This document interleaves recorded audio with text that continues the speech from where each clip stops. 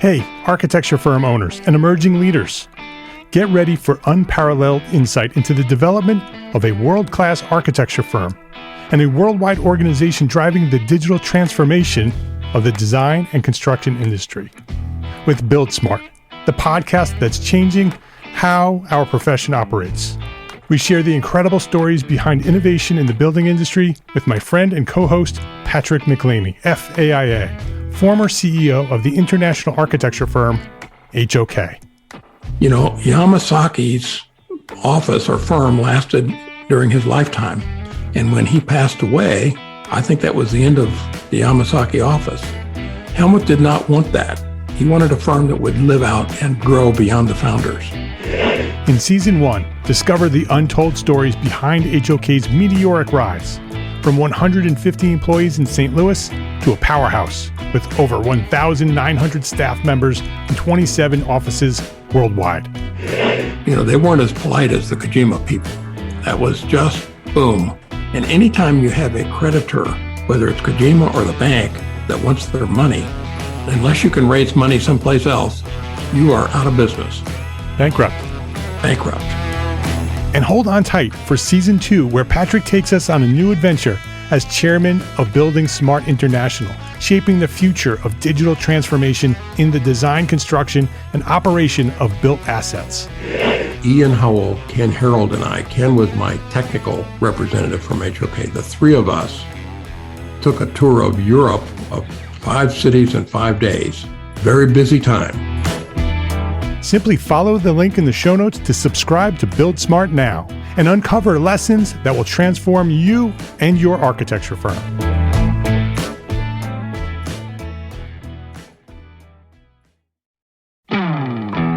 Hey, architecture firm owners and emerging leaders. Get ready for unparalleled insight into the development of a world-class architecture firm and a worldwide organization driving the digital transformation of the design and construction industry. With Build Smart, the podcast that's changing how our profession operates. We share the incredible stories behind innovation in the building industry with my friend and co-host, Patrick McLeamy, FAIA, former CEO of the international architecture firm, HOK. You know, Yamasaki's office or firm lasted during his lifetime. And when he passed away, I think that was the end of the Yamasaki office. Helmut did not want that. He wanted a firm that would live out and grow beyond the founders. In Season 1, discover the untold stories behind HOK's meteoric rise, from 150 employees in St. Louis to a powerhouse with over 1,900 staff members and 27 offices worldwide. You know, they weren't as polite as the Kojima people. That was just boom. And anytime you have a creditor, whether it's Kojima or the bank, that wants their money, unless you can raise money someplace else, you are out of business. Bankrupt. And hold on tight for Season 2, where Patrick takes us on a new adventure as chairman of Building Smart International, shaping the future of digital transformation in the design, construction, and operation of built assets. Ian Howell, Ken Harold, and I, Ken was my technical representative from HOK. The three of us took a tour of Europe of 5 cities in 5 days. Very busy time. Simply follow the link in the show notes to subscribe to Build Smart now and uncover lessons that will transform you and your architecture firm.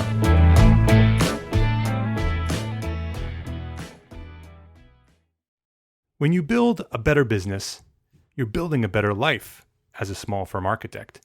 Get noticed, sign more projects, make more money, live a happier life with less stress and more support.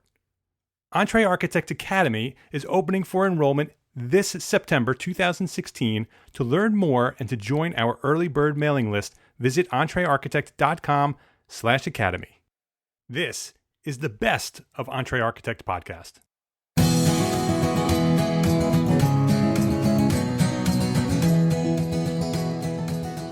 Welcome back to the EntreArchitect Podcast. My name is Mark R. LePage, and this is the podcast dedicated to a successful life as a small firm architect. Whether you have plans to someday start your own firm, whether you're in the process of launching a startup, or you might be an experienced small firm architect just trying to make a difference, this podcast is for you.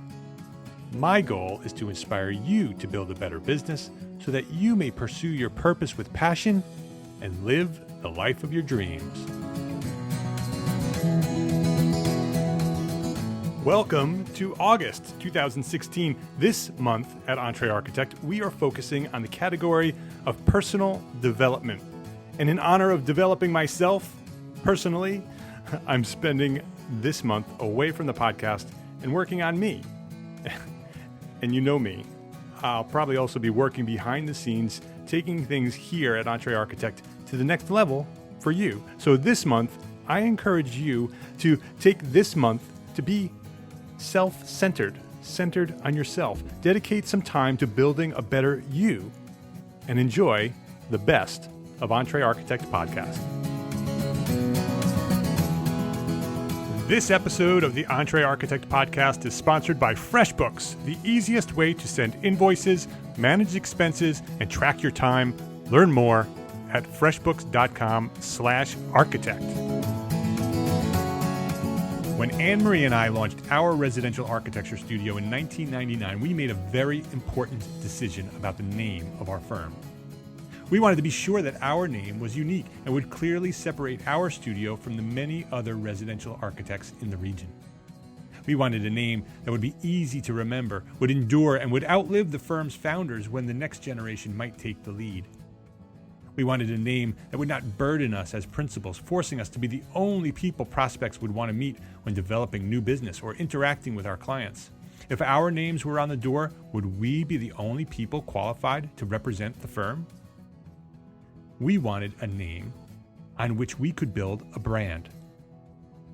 We named our firm Five Cat Studio, and we succeeded in building a successful brand of high-end residential architecture in the lower Hudson Valley of New York State. This week on the Entrepreneur Architect Podcast, I am speaking with a person who understands how important proper branding is to the success of every architect. She's responsible for branding and rebranding multiple New England-based architecture firms. Emily Hall is a senior associate with Union Studio Architecture based in Providence, Rhode Island, and we had a fantastic conversation about how to successfully rebrand an architecture firm.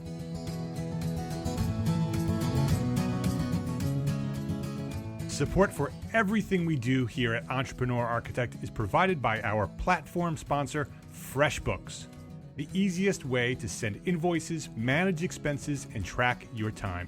For a free 30-day trial, visit freshbooks.com/architect.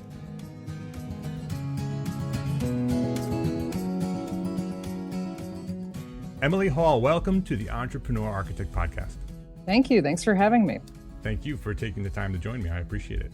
You are the senior associate at a firm formerly known as Donald Powers Architects, based in Providence, Rhode Island, my old stomping ground. I went to Roger Williams University in Bristol, which is not too far from there. Heading back up there tomorrow to give a small talk to the AIAS up there. So I'm excited to go back to where it all began. Yeah.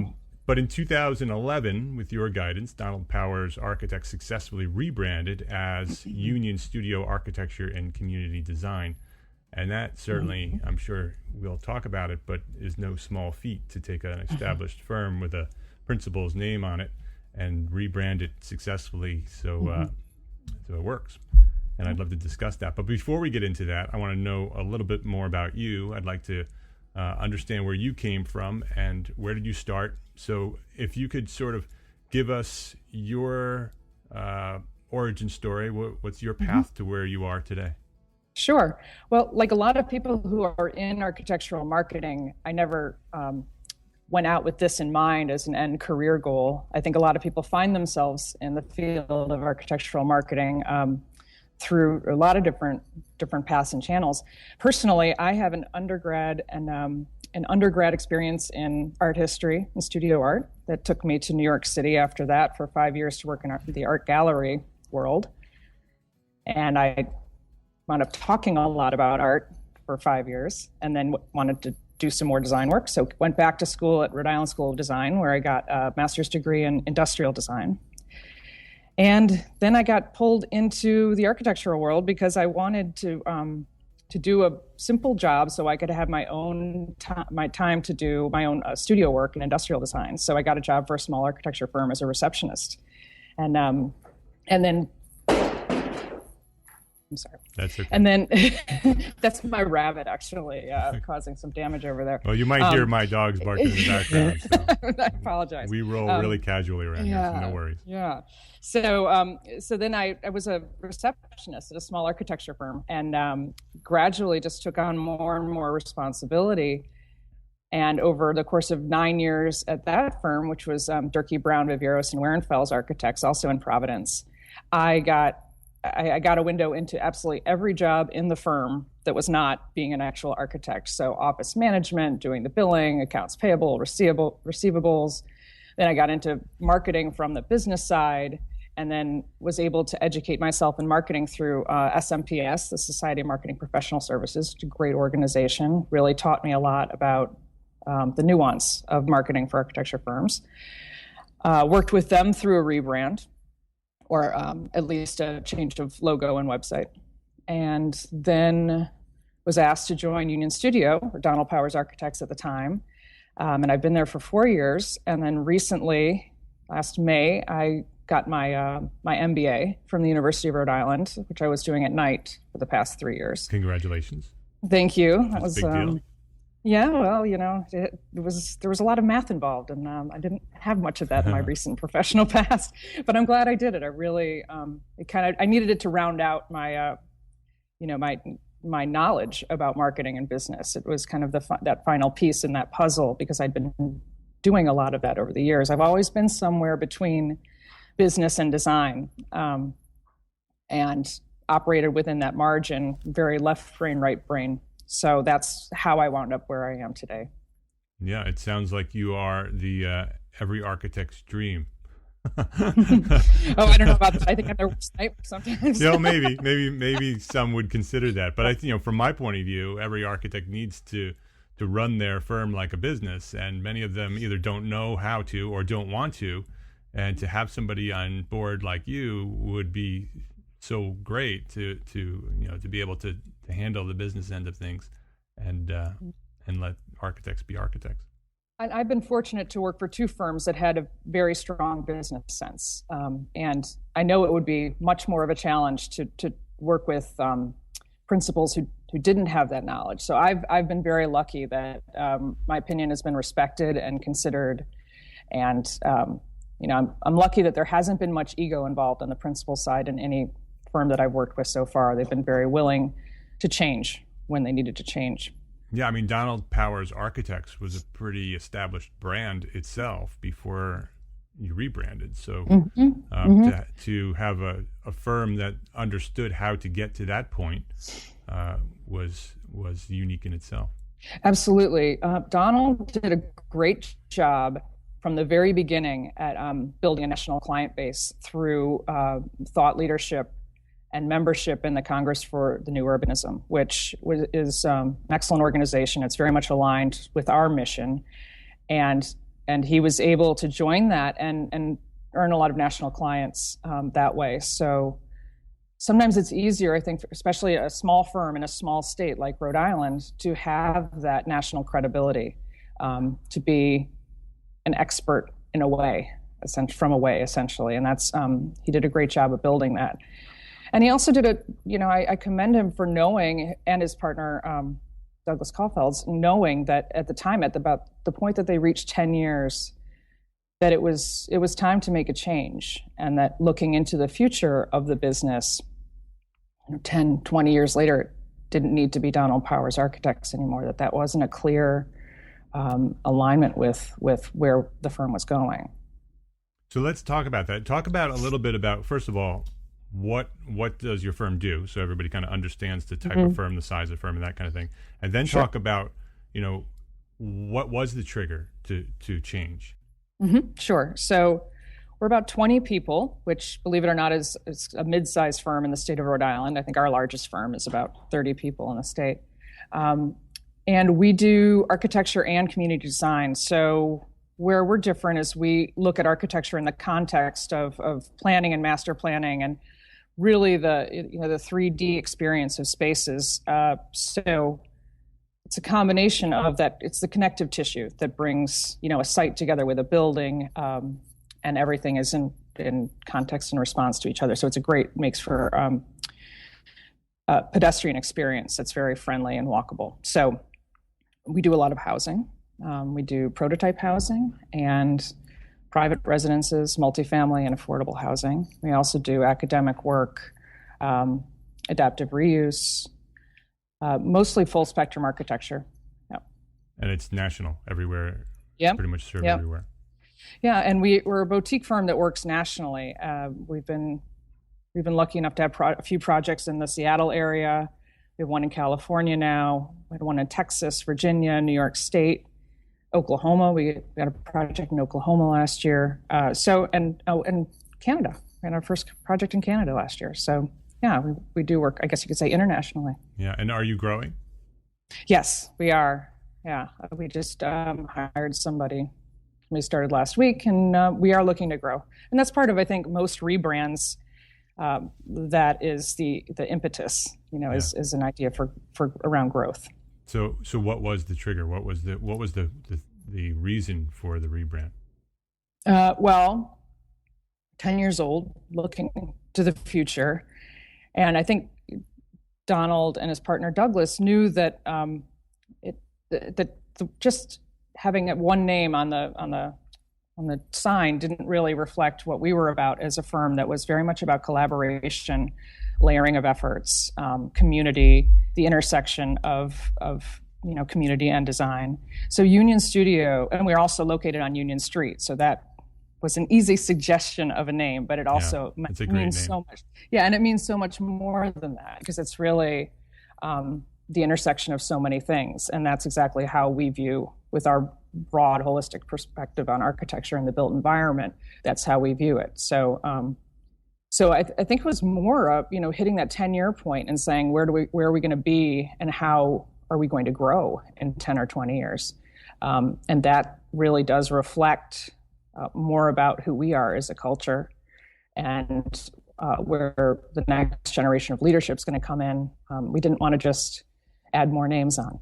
Yeah. I think it's important when architects establish their firm from the beginning, or if they're in that position now where they have started their firm and they've named it after themselves, to really consider that name. I think the name is so important. I don't think it's okay to just open a firm and just name it after yourself, because in the future that becomes an issue. Todd Redding, who's the COO of Charette Venture Group, who introduced you and me, he and I have had a conversation about many of the architects that he's speaking with, because he's talking to many architects through what he's doing with Charette Venture Group. And so many architects are overwhelmed with the amount of work they're doing, their own responsibility, the principals in their firms. And so many of them are out getting the work. And the reason they're out getting the work and not behind a drafting board designing is because their name is on the door. And nobody wants to talk to anybody except for the guy with the name on the door. And so, a solution to that is to not put your name on the door. That's a good point. I hadn't really thought about it that way in terms of business development, but it absolutely opens up your options and makes it easier for everybody in the firm to market on the behalf of the firm. Let's take a quick break to thank FreshBooks for support as a platform sponsor. As a platform sponsor, FreshBooks has provided funding and support for our mission to become an influential force in this profession of architecture. They recognize the need for small firms to build better businesses in order to be better architects. So who is FreshBooks? FreshBooks is the easy-to-use invoicing software designed to help small business owners, and yes, that's you and me, small firm architects. FreshBooks will help us get organized, save time invoicing, and get paid faster. For more information and access to a free 30-day trial, go to freshbooks.com/architect and enter EntreArchitect in the How Did You Hear About Us section. what was the process that Donald Powers Architects had to go through to get to where you are now?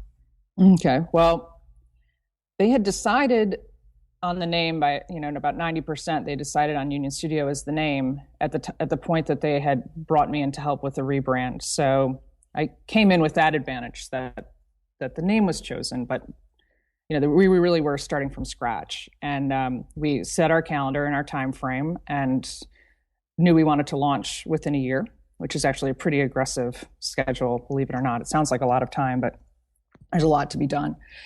And we started with a metric review and, just basic analytics about the existing site. And they didn't have any analytics installed at that point. So made sure to install the right tracking with the existing site to see where people were spending time and weren't. So at least we got a, baseline of how much time people were spending on the site and what they were visiting, what pages. What were you using to do they were that? Visiting. I use Stat Counter, which is free. And I like it a lot. And there's always Google Analytics, but I personally like Stat Counter better because it gives you more detailed information about each page and each visitor. So that was helpful to start with a baseline, and then we engaged a graphic designer, who's Bob Troutman, who's now with a communications agency called Nail. Excellent work. And he brought us through a series of questions as a firm and interviewed all of our employees, which is pretty easy to do when you're, at the time we were fewer than we are now. I think we were about 10, and asked a lot of questions about what we perceived, our individual employees perceived as our value proposition, what our brand represented, where we wanted, how we perceived growth, where we saw the firm being in 10 years, what we felt about the firm culture. And I read all of those responses and worked through them with the principals. And it was interesting because we are a mission-based firm, a lot of those answers were quite similar. So in a way, it was a fortuitous place to start, that our employees felt had, pretty much of a common opinion about our existing brand and where we want it to be. And that was helpful. So we came down to a list of about 10 adjectives that described us really honestly as a firm, and all of that helped direct our graphic designer. He was able to understand the directive to freshen the classical, and that was really important to us. We're a traditionally based firm, traditional architecture and new urbanism, and we didn't want to appear stodgy. We're a young firm. We've got fresh ideas, very friendly and accessible firm culture. So freshening the classical was a good directive. We wanted to remain rooted in classical architecture, but also really get our personality out there and express that clearly. So after several go-arounds, because it was a tall order, our graphic designer really came up with some great ideas. And what helped him is we actually gave him a book by Vitruvius and said, just glance through, because I'm not sure how many contemporary graphic designers are really familiar with the depth of traditional architecture and classical architecture. So he was able to look at that and pull some interesting patterns from that book and incorporate that into a logo that was unexpected. He wasn't pulling the traditional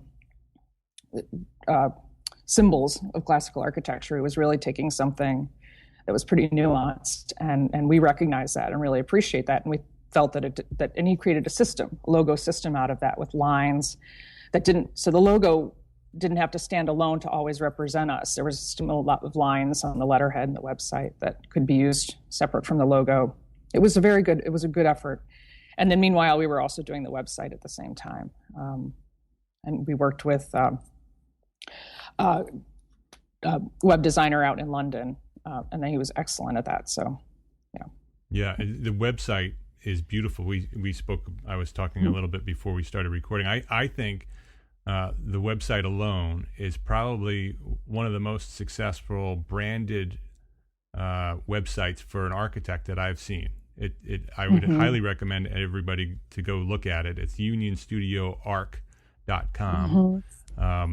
the logo is beautiful, the presentation is beautiful, and what I love about the website is that it's complete, that it has everything that you expected or need it to have from a client's point of view. Not necessarily all the flashy, fancy pictures, but they're there too. They're beautiful photographs, but it's designed in a way to be useful for the client.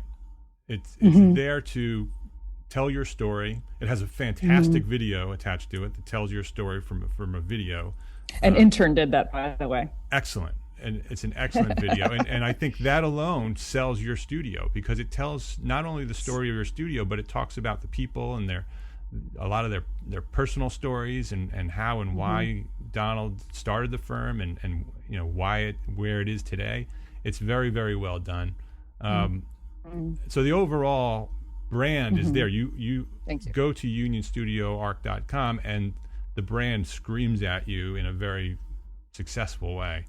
I don't know if screaming is the right term to use, but it's very, very well done. And I see the logo when what you're talking about, that the logo is sort of a yellow gold square with a series of curved lines through it. And those curved lines repeat themselves through patterns on the website.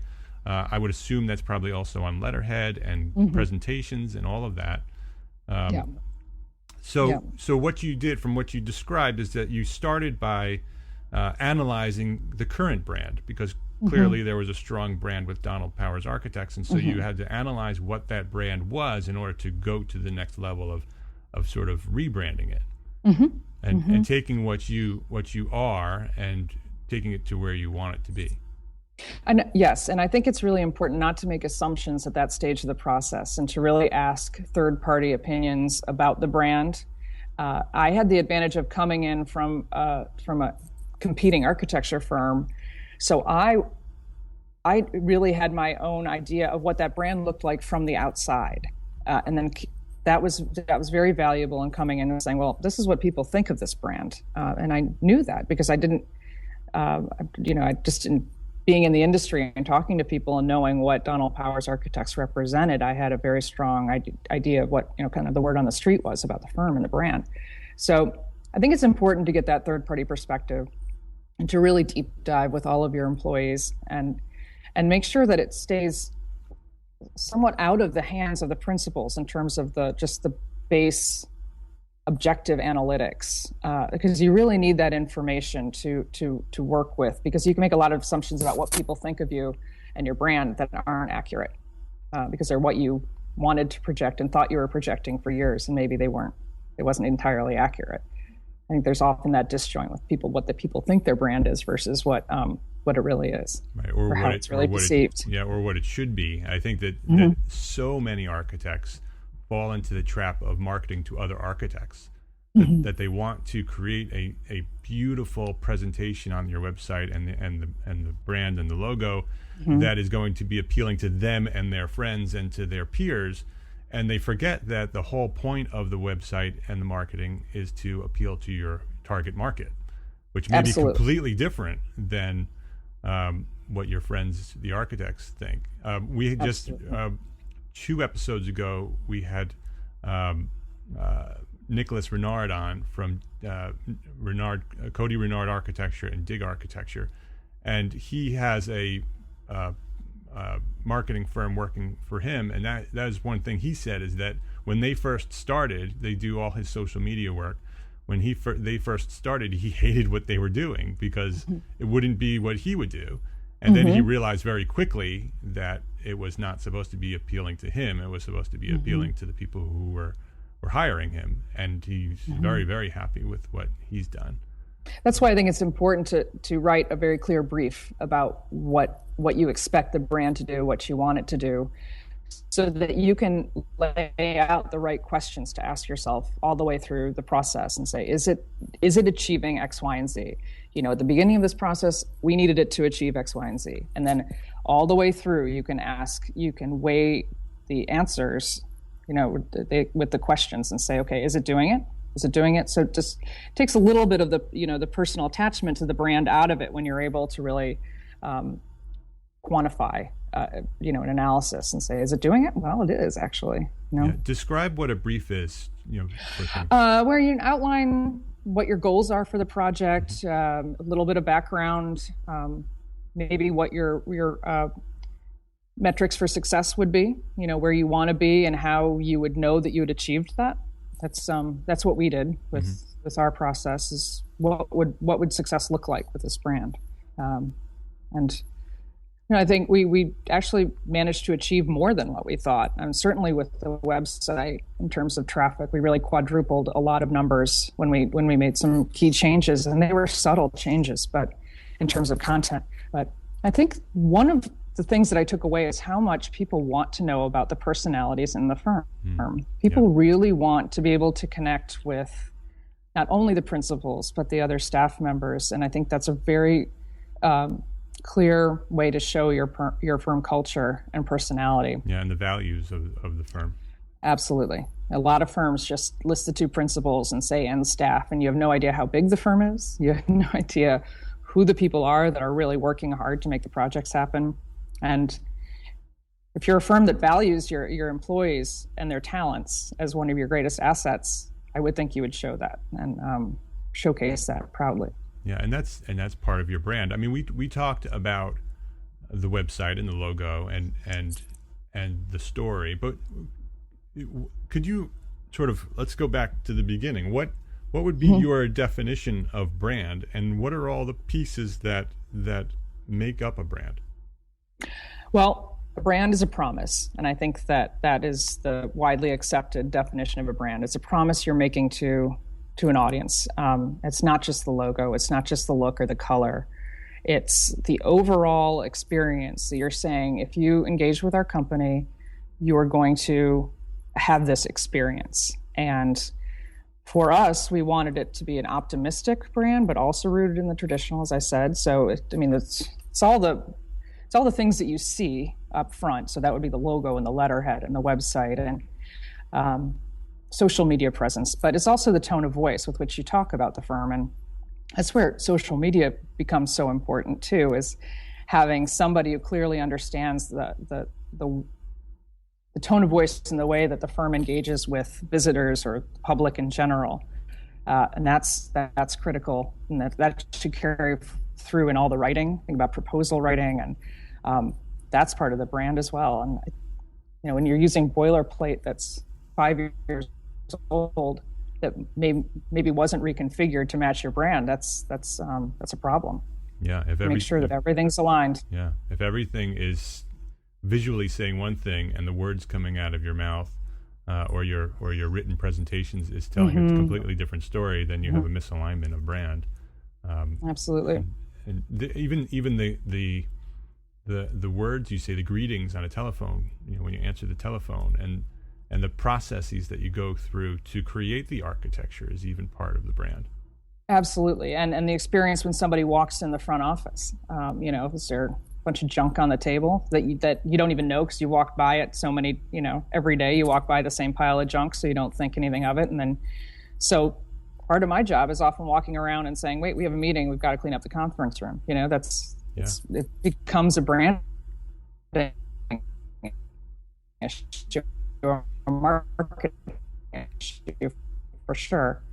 And then how people answer the phone, and also even down to, one of the things I've always found is that on title blocks and things like that, if you don't have a clear system in place and kind of brand book, people can really take licenses when they're doing a report or working on a title block or something. So there's a monitoring that has to happen, which is, whoa, why are we using this font right now? Right. We don't use this font for the content of memos. This is the hierarchy of fonts that we use.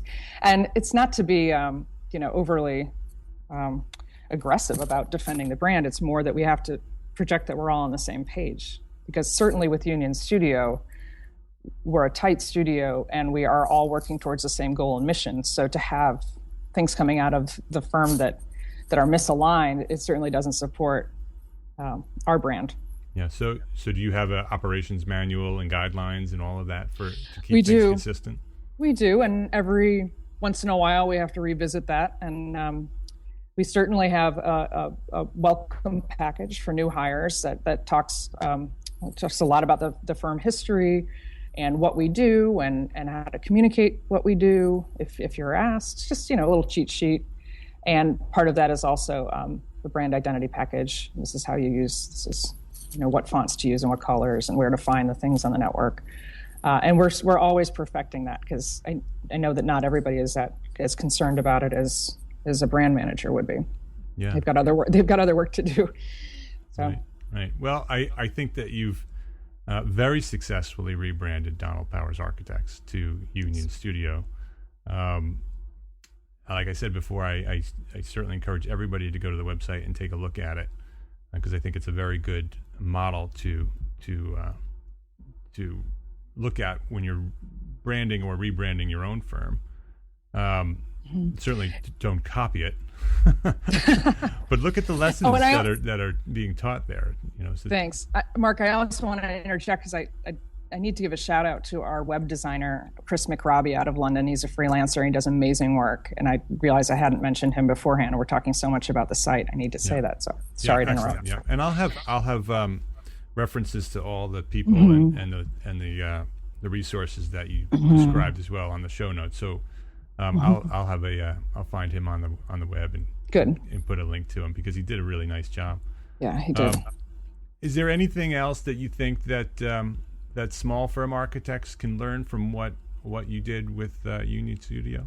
Yeah, I think, and you brought it up earlier as well, really put yourself in the shoes of your potential clients and your existing clients when looking at redesigning anything. And that's the way you would in any design process, where you think about what the user experience is going to be. And you can really craft your content towards whatever your target demographic is, both in the way that you speak, the words that you use, the images, even the navigation in your site can be very well organized to appeal to and attract a certain clientele. And in our situation, we divided up our portfolio search tools into 3 categories, one of which was just basic market sectors. The other was searching by transect, and in new urbanism, the built environment is divided into transects. So you go from kind of rural and unoccupied to dense city experience.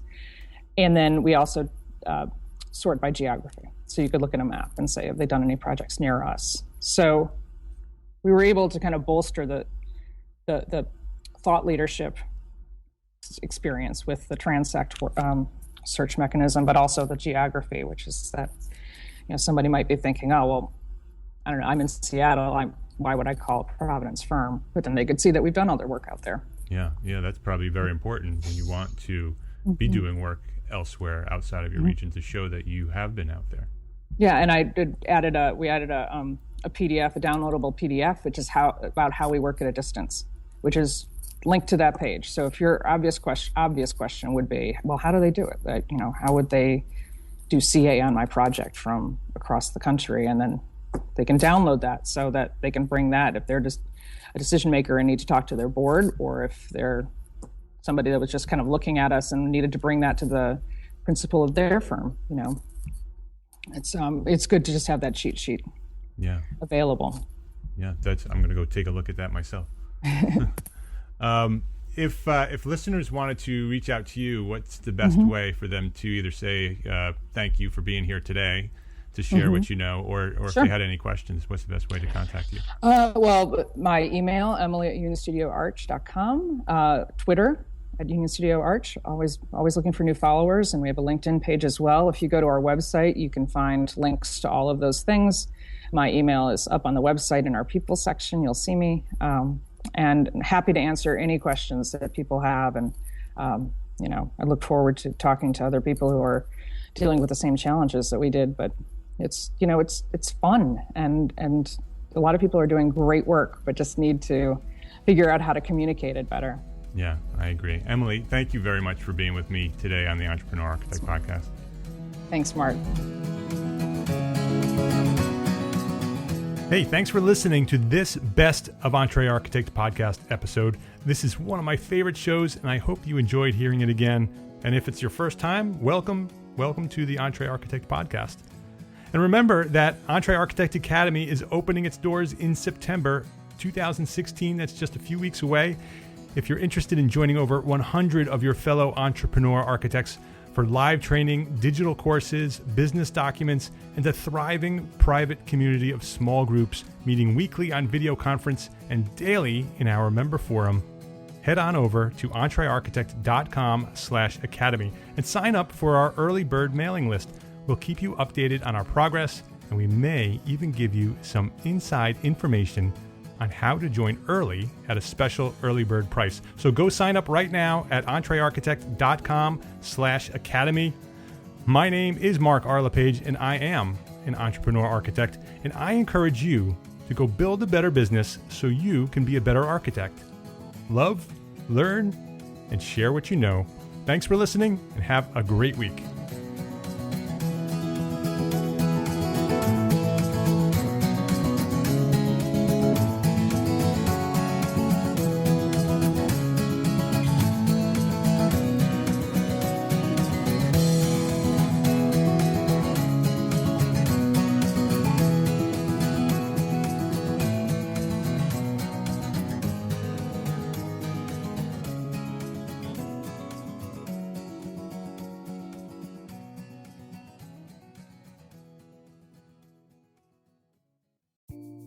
Imagine earning continuing education credits while doing exactly what you're doing right now. Well, you can. Gable Media has revolutionized the way you earn your continuing education credits with a groundbreaking approach. Forget running around town and scouring the internet for credit-worthy courses. Fulfill your CE requirements effortlessly by listening to engaging podcasts just like the one you're listening to now. Our podcasts are designed to educate, entertain, and inspire, all in a user-friendly environment. But wait, there's more. Architects, Gable Media is also approved as an AIA continuing education services provider. Upon completion, we handle everything, from reporting your hours directly to the AIA to storing your certificates in your personal Gable Media profile for your self-reporting needs. So follow the link in the show notes and start earning your credits in the most innovative and entertaining way possible with Gable Media. Attention architects and creative minds, get ready to supercharge your brand with Build Your Brand, the podcast that's unlocking the secrets of branding success for creatives. Hey there, it's Mark R. LePage, founder of EntreArchitect, and I'm inviting you to join my friend, architect marketing expert Jeff Eccles at Build Your Brand Podcast, where he explores the captivating stories of the world's top brands and transforms their lessons into powerful moves for small firm architects and creatives like you. In Season 1, Jeff shares the thrilling tale of Southwest Airlines, where he dissects their journey to the summit and distills it into strategies tailor-made for you. It's important to keep in mind that companies like Southwest compete in the real world, just like you, and face real-world challenges, just like you. You might be surprised at how similar those challenges are to the struggles that you grapple with on a day-to-day basis. Don't miss out on your blueprint for success. Subscribe, tune in, and let's build your brand together. You may have noticed that the very best brands in the world are also known for having somewhat unique corporate cultures. That's often the glue that holds everything together when they encounter those rough spots. We don't do it because it inconveniences the passengers to whom we are primarily dedicated, the short haul, frequent flyer. Follow the link in the show notes to subscribe to Build Your Brand today. Remember, no matter the size, the journey's the same. Your brand's journey to the top starts here.